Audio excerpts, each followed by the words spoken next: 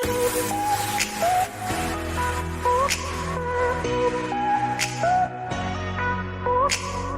YouTube, आपका मेरे channel में स्वागत है।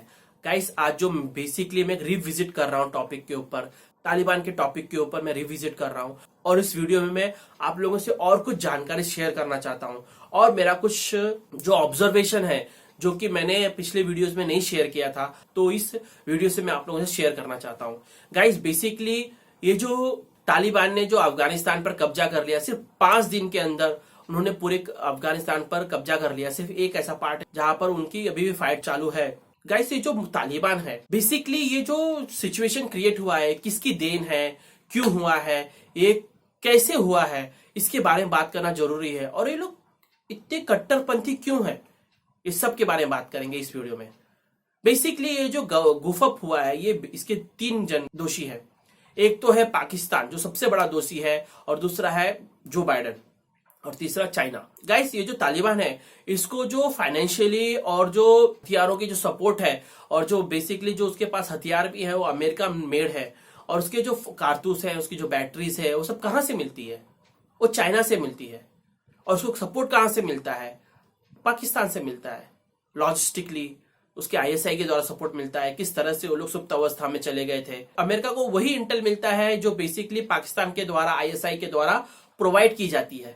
पाकिस्तान को अमेरिका जो धन देता है ताकि वो तालिबान को कंट्रोल कर सके, तालिबान गुटों को कंट्रोल कर सके, उसके खिलाफ काम कर सके, वो उस पैसे को यूज करके तालिबान को मदद करता है। और जो तालिबान को मारने के लिए अमेरिका जो उसके अंदर इन्वेशन किया था, उसके खिलाफ जो तालिबान को सपोर्ट करना है, वो चाइना और पाकिस्तान के द्वारा उसे मिलता है। ये 20 सालों में सिर्फ 2 देशों के कारण जो उसे सपोर्ट मिलता रहा है। हाँ, रशिया की बात होती थी कि भाई रशिया भी उसी तरह से हेल्प कर रहा है जिस तरह से रशिया ने जब 1969 में जब हमला किया था अफगानिस्तान के ऊपर, तब अमेरिका ने तालिबान को हथियार दिए थे, ट्रेनिंग दिया था, वेपन्स दिए थे, मिसाइल लॉन्चर दिए थे, जिसके कारण रशिया के जो मेन हेलीकॉप्टर्स थे उन्हें उड़ा उड़ा के खत्म कर दिया गया था। तभी तो रशिया पीछे हट गया और रशिया को वक्त दिया गया कि भाई 10 साल के बाद तुम्हें 9 महीने की ये मोहलत दी जाती है कि तुम्हें पीछे हटना है। तो क्या रशिया ने भी तालिबान को हेल्प किया था अमेरिका के खिलाफ इन 20 सालों में कि किस तरह से लड़ना है, किस तरह से अपनी तालिबान को का जिहाद चालू रहे और अमेरिका को कभी भी फुल विक्ट्री न पाने दे? इसे कोई प्रूफ तो नहीं मिला है, सिर्फ इसका एलिगेशन है। बट इसका पूरा प्रूफ है कि चाइना ने पूरा हेल्प किया था तालिबान को। ये खुद अमेरिकन की रिपोर्ट्स है कि वो जो भी कारतूस पा रहे हैं, जो भी बैटरीज पा रहे हैं, जो अमेरिकन मेड है, और उन्होंने जो अभी अफगानिस्तान छोड़ के गए स्लीव ऑफ बहुत सारे वेपन्स, हमवीज और बहुत सारे तोप्स और बंदूक सब छोड़ के चले गए हैं। वो सब तालिबान के हाथ में लग गई है। वो क्या सोच रहे थे कि इसका कोई तोड़ तालिबान के पास नहीं है? क्या चाइना उसका जो बहुत सारी चीजों को चोरी करता है अमेरिका से, क्या वो उसे फिर से आर्सेनल नहीं दे सकता? क्या पाकिस्तान उसको फिर से रिग्रुप नहीं कर सकता? तो ये सपोर्ट तो उन्हें मिलते ही रहेगा। अब जो ये सपोर्ट मिल रहा है, तो इसमें फेलियर किसका है और ये हुआ क्यों?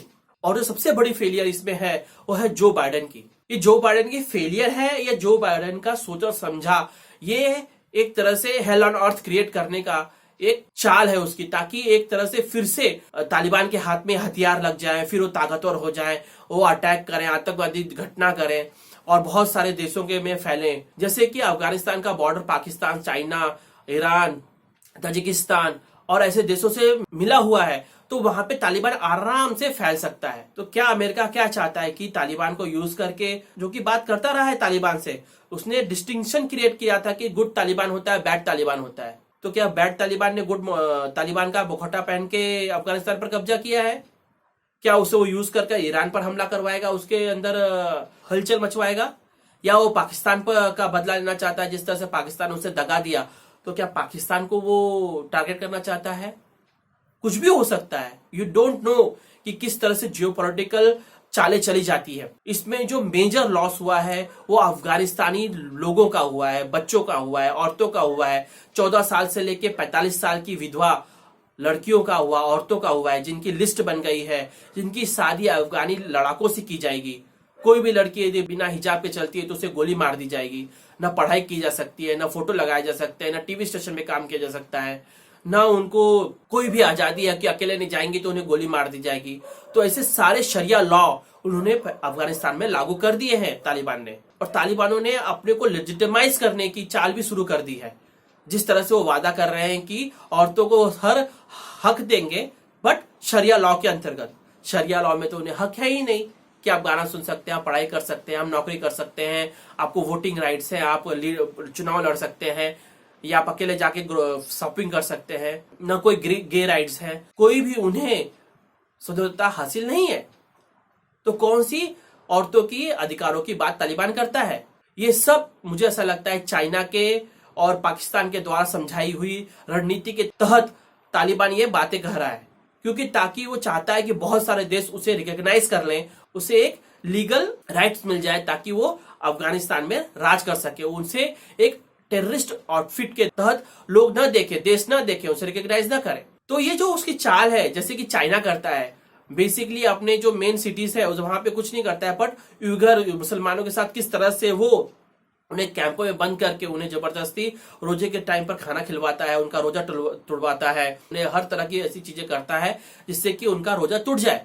तो उसी तरह तालिबान ने भी चाले चलना शुरू कर। सिर्फ काबुल में वो बताता है कि वो वहां पे प्रदर्शन होने दे रहा है, और अफगानिस्तान के काबुल को छोड़कर जो भी पार्ट्स हैं वहां पे वो ब्रूटली औरतों को, बच्चों को और वहां के अफगानी जो रहवासी हैं उन्हें ब्रूटली कुचल रहा है। और कैसे उसने 5 दिन के अंदर पूरे अफगानिस्तान पर कब्जा कर लिया, जबकि जो बाइडेन तो बोल रहा था कि भाई 3 लाख स्ट्रांग अफगानी सोल्जर्स को हमने ट्रेन किया हुआ है, तो 90 दिन तक तो कुछ भी नहीं हो सकता, वो लोग लड़ सकते हैं, और हमने उन्हें भरपूर सहायता दी है, वेपन्स दिए हैं। कैसे 5 दिन में हो गया ये? बेसिकली जब उनका राष्ट्रपति अशरफ गनी जब देश छोड़ के भागा, तो जो भी मिलिट्री लीडर्स थे, जो भी मिलिट्री के पर्सनल थे, वो सीधे जाके तालिबान से मिल गए और तालिबान में सम्मिलित हो गए।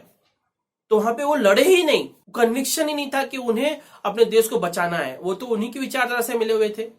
अभी पता लगा कि जो एक क्रिकेटर था वो तालिबान के साथ प्रेसिडेंशियल हाउस में जाके वो वहां पे सेलिब्रेशन कर रहा था कि तालिबान जीत गया करके। तो आप कैसे एक्सपेक्ट कर सकते हैं कि अफगानिस्तान की मिलिट्री और अफगानिस्तान के जो तालिबानी है उनमें डिस्टिंक्शन है? तो गाइस, ये जब उनका राष्ट्रपति भाग सकता है, जब अमेरिका भाग सकता है, तो वहां के लोग क्यों नहीं भागेंगे? और आपने जो वीडियो देखा था किस तरह से लोग एरोप्लेन पर चढ़ने की कोशिश कर रहे थे, और कई लोग उस एरोप्लेन के ऊपर लटके हुए थे, और कितने लोग गिर के मर गए। उसके अंदर एक अफगानी फुटबॉलर भी था जो कि ऊपर से गिरने के कारण मर गया। और उसे जो लेजिटिमाइज करने की बात है, और कौन कौन से देश उसे रिकॉग्नाइज करने को तैयार हो गए हैं, इसमें से रशिया और चाइना। चाइना ने तो उसे रिकॉग्नाइज कर भी दिया है, पाकिस्तान ने उसे रिकॉग्नाइज कर भी दिया है, रशिया भी तालिबान के अफगानिस्तान के प्रभुत्व को रिकॉग्नाइज कर देगा। तो गाइस, अब इंडिया की बात आती है, जो कि उसने काफी कड़ा रुख लिया हुआ है। यूएन में भी जो हमारे फॉरेन मिनिस्टर थे उन्होंने बहुत कड़ा रुख लिया है। यूएन में अफगानिस्तान के तालिबान को बहुत ही कड़े रूप में उसकी कंडेमनेशन की है। और प्रधानमंत्री मोदी ने भी सोमनाथ टेम्पल के बहुत सारे ऐसी योजनाओं का जब उद्घाटन कर रहे थे, तो उन्होंने बहुत कड़े शब्दों में तालिबान और आतंकवाद को बहुत कड़े शब्दों में उसकी आलोचना की। तो भारत का रुख तो काफी कड़क है, वो कभी भी ऐसे लोगों को रिकॉग्नाइज नहीं किया है और न करेगा। और यदि यही रुख कायम रहा तो मुझे ऐसा लगता है भारत उसे रिकॉग्नाइज नहीं करने वाला है, जो कि तालिबान खुद चाहता है कि भारत उसे रिकॉग्नाइज कर ले। और जो कंस्ट्रक्शन वर्क जो भारत फ्री में करके दे रहा था, जैसे कि उसके संसद बना के दिया, उसके बांध बना के दिया, रोड बना के दिया, पुल बना के दिया, वो तालिबान भारत को बुला रहा है कि आइए अपना काम पूरा करिए। ये कोई मजाक है क्या? अब तो पूरा तालिबान जो है वो पूरा एंटी इंडिया रहा ही है। अब वो पाकिस्तान के अंडर और चाइना के अंडर जब वो वर्क करेंगे तो वो लोग मलाई खाएंगे और हम जाके उनका सेवा करेंगे नौकर की तरह। आई होप इंडियन गवर्नमेंट वहां नहीं जाएगी, वहां के काम नहीं करेगी। गाइस, देवबंद की भी बात करना बहुत जरूरी है। ये दारुल उलूम देवबंद जो 1866 में भारत में स्थापित किया गया था, ये basically Sunni Deobandi Islamist movement है, जिसके अंतर्गत 5000 छात्र स्टडी करते हैं। और इसका कनेक्शन तालिबान से कैसे है? बेसिकली तालिबान जो एक वर्ड है उसका मीनिंग होता है स्टूडेंट। और ये जो तालिबान है, ये देवबंदी जो दारुल उलूम देवबंद जो संस्था है भारत की यूपी में, वो उसके सुन्नी देवबंद इस्लामिस्ट मूवमेंट है, उसकी विचारधारा को फॉलो करता है। और उसके विचारधारा के अंतर्गत वो लोग पूरी दुनिया में, अफगानिस्तान में के साथ साथ पूरी दुनिया में इस्लामिस्ट विचारधारा और उसके सरिया लॉ को लागू करने के लिए उनका ये मूवमेंट है। और इस तरह से वो काफी लोगों को ट्रेन करते रहते हैं। अभी हमने ही खुद देखा, दिल्ली में काफी चैटिंग में कुछ लड़के थे जो एक बात कर रहे थे कि किस तरह से तालिबान के लड़ाकों के द्वारा जो अफगानिस्तान पर कब्जा किया गया है उससे इंस्पायर हमें होना चाहिए और हमें भी अपने इस तरह के गुट बनाने चाहिए ताकि हम लोग भी भारत सरकार के खिलाफ मोर्चा खोल सके और इस तरह के गुट बना सके और इस तरह से फाइट कर सके। यहाँ पे तो बहुत बड़े all India Muslim personal board के जो प्रवक्ता है उन्होंने खुद तालिबान को कांग्रेचुलेट किया हुआ है। मुनव्वर राना जो कि तालिबान को सराह रहे हैं और उनकी जो कंपैरिजन है हमारे ऋषि से कर रहे हैं, तो इसे बहुत सारे पत्रकार इसे एक व्हाइट वॉश कर रहे हैं। इसे कभी भी नहीं बोल रहे हैं कि तालिबान ने गलत किया। उसकी कंपैरिजन भारत के आरएसएस से कर रहे हैं। क्या आरएसएस ने कभी औरतों का रेप किया, कभी औरतों को मारा, कभी बच्चों को मारा? क्या उन्होंने कन्वर्जन किया जबरदस्ती? क्या उन्होंने किसी को फांसी दी? क्या किसी देश के ऊपर उन्होंने जबरदस्ती और किसी लोगों के ऊपर जबरदस्ती इस तरह से थोपे? और हमेशा तालिबान को एक व्हाइट वॉश करके उसे एक लेजिटिमाइज रोल और उसे एक आदर्श बनाने की बात की जा रही है। और इसी बात को देखते हुए योगी आदित्यनाथ जो यूपी के चीफ मिनिस्टर है, उन्होंने सहारनपुर के देवबंद में एंटी टेररिस्ट स्क्वाड एटीएस की जो एक यूनिट है उसका मुख्यालय बनाने की घोषणा की है ताकि यहां से कोई भी ऐसा मूवमेंट ना हो जो कि तालिबान से मिला जुला हो और उसके खिलाफ यदि कोई भी ऐसा मूवमेंट होता है तो वहीं पे एक ऐसी एटीएस यूनिट की कमांड सेंटर वहीं पे हो ताकि उसे वो हैंडल कर सके। गाइस ये काफी सीरियस इशू है क्योंकि ऐसा गवर्नमेंट कभी हॉच पॉच में कभी डिसीजन नहीं लेती है। क्योंकि जब योगी आदित्यनाथ ने ये डिसीजन लिया है तो बेसिकली किसी इंटेल पे ही लिया होगा। जिस तरह से तालिबान सक्सेसफुल हुआ है, जिस तरह से पाकिस्तान अब अमेरिका का फिर से चहेता बन गया है और चहेता बनने के साथ साथ अमेरिका अब इंडिया के खिलाफ थोड़ा हॉस्टाइल रुख हो गया है, तो संभावना है कि जब तालिबान सक्सेसफुल हो गया अफगानिस्तान कैप्चर करने में तो तालिबान के जो लड़ाके हैं वो ट्रिकल डाउन करके आईएसआई के द्वारा उन्हें कश्मीर में भेजा जाएगा। और ऐसे बहुत सारे लोग जो सिंपैथाइजर हैं जो कि इस वीडियो के द्वारा और इस बहुत सारे स्टेटमेंट्स आए हैं जो क्लियरली बताते हैं, जो रिपोर्टर हैं, जो लीडर्स हैं, जो धार्मिक लीडर्स हैं, जो पॉलिटिकल इस्लामिक लीडर हैं, जो लेफ्टिस्ट हैं, जो कांग्रेसी हैं, ये लोग इन्हें सपोर्ट कर रहे हैं। तो ऐसा कोई भी जो खतरनाक मूवमेंट, जैसे कि अभी तो एक सिविल मूवमेंट चल रहा था जैसे सीए का या किसान प्रोटेस्ट, ऐसा भी हो सकता है कि ये लोग तालिबानों या आतंकवादियों का सहारा लेके एक अटैक भी कर सकते हैं हमारी फोर्स पर या उस जगह पर, उस क्षेत्र में।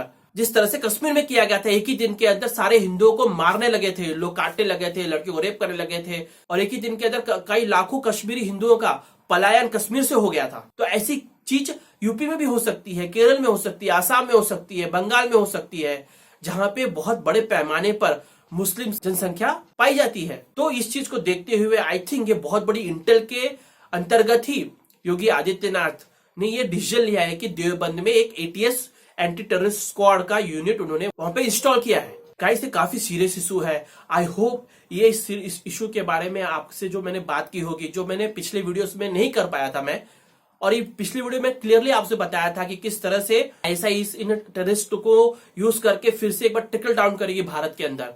और जो सपोर्ट हमने देखा उस वीडियो से लेके अब तक के बीच में, जो कि काफी सोशल मीडिया पे दिखता है पॉलिटिक्स का या फिर बहुत सारे लोगों का जो कि उनसे इंस्पायर होना चाहते हैं, तालिबान से इंस्पायर होना चाहते हैं, बहुत सारी सी बात हो रही है कि उस तरह के संगठन बनाए जाएं। ये बहुत ही बुरी खबर है और इस तरह का कोई भी स्टेप यदि लेते हैं, और पॉसिबल है क्योंकि भारत में बहुत सारे सिंपैथाइजर्स हैं, बहुत सारे वीडियोस आप सोशल मीडिया पे यदि फॉलो करते हैं तो उन्हें मालूम पड़ेगा आप लोगों को कि वो लोग बहुत ही खतरनाक रूप से अभी भारत के खिलाफ बात करते हैं। इस तरह की सिचुएशन को देख के तो आई थॉट कि मैं ये बात आप लोगों से शेयर करूं। आई होप ये जो बात आपसे मैंने की होगी आप इसे समझे होंगे। प्लीज कमेंट करिए, जो कंस्ट्रक्टिव कमेंट हो, क्या आपको वीडियो में अच्छा लगा, क्या अच्छा नहीं लगा।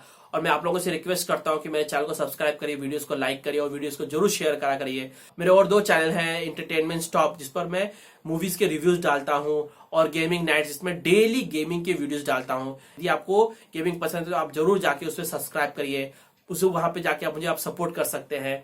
प्लीज कमेंट करिए आप लोगों को क्या इंप्रूवमेंट चाहिए मेरे वीडियोस में, और नेक्स्ट इंटरेस्टिंग टॉपिक पर मैं आप लोगों से जरूर बात करूंगा और आप लोगों के लिए एक इंटरेस्टिंग वीडियो बनाने की कोशिश करता रहूंगा। आप लोगों से मैं मिलूंगा नेक्स्ट वीडियो में। आप लोगों को मेरा प्रेम भरा नमस्कार।